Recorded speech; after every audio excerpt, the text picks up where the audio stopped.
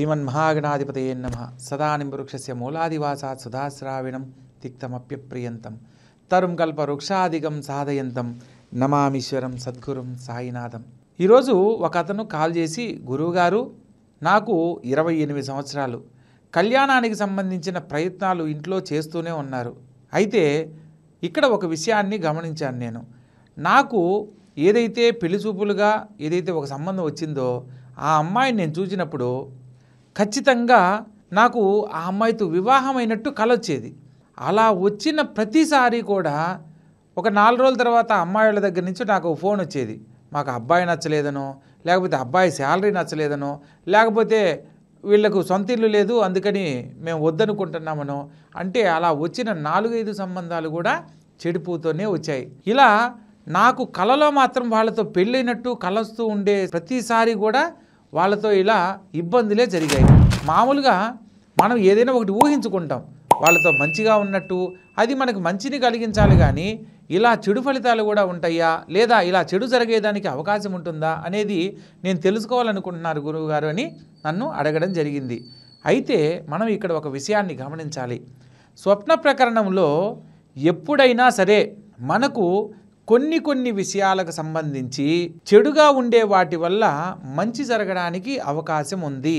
మనము అంటే మీకు వచ్చిన కళను బట్టి ఇక్కడ వివాహం అయినట్టు గనక కల వస్తే వాళ్ళకి ఒకవేళ జరిగితే వివాహంలో సమస్యల వల్ల విడిపోతారు అనే దానికి సూచన. ఇక్కడ ఒక విషయం మీరు గమనించండి, మీకు పెళ్ళి కాకముందే అది వద్దనుకోవడం వల్ల మీకు మంచే జరుగుతుందనేది మీరు గమనించాల్సిన విషయం. ఎందుకంటే భగవంతునికి మీరు చేసుకున్న సేవల వల్ల, పూజల వల్ల, మీ తల్లిదండ్రులు వాళ్ళు చేసిన పూజల వల్ల మీరు ఎంతో వరప్రసాదంగా మీరు పుట్టుండొచ్చు.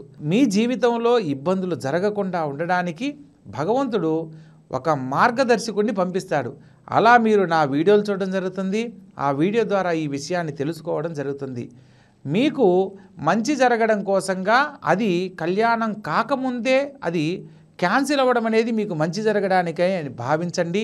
ఎప్పుడైనా సరే వివాహం కాకుండా పెళ్లిపీటల మీద, అంటే మీరు ఎవరినైతే చేసుకోబోతున్నారో లేదా ఏదైనా కలలో మీకు పెళ్ళవుతున్నట్టు వేరే అమ్మాయితో ఎవరితో మీకు కూడా తెలియదు, ఆ అమ్మాయితో వివాహం అయ్యే సమయంలో తాళి కట్టబోయే సమయానికి నాకు ఈ అబ్బాయి వద్దని పెళ్లిపీటల మీదనే తలా ఒక దోవ ఎవరి దోవ వాళ్ళు వెళ్ళిపోతున్నట్టు కనుక కల వచ్చినట్లయితే అతి శీఘ్రముగా మీ కుటుంబంలో మీ యొక్క వివాహ వేడుకలు జరగబోతున్నాయి అని చెప్పడానికి సంకేతము.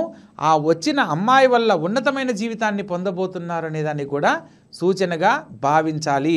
ఇలా మనం మరొక సందర్భంలో కూడా కళ్యాణానికి సంబంధించి ఎప్పుడైతే ఇలా విడిపోయినట్టు మనకు ముందుగా కల వచ్చిందనుకోండి, ఆ కళల వల్ల మంచి జరుగుతుంది అనేది కూడా మనం తెలుసుకోవచ్చు. కాబట్టి ప్రతి ఒక్కరూ కూడా చిన్న విషయాలకి భయపడడం అనేది ఆలోచించకండి. ఏది జరిగినా మనం చేసుకున్న పూర్వజన్మ కృతం పాపం అంటారు. గత జన్మలో చేసుకున్న వాటి వల్ల కొన్ని మనం కళల రూపంలో ముందుగా తెలుసుకునే అవకాశం ఉంటుంది.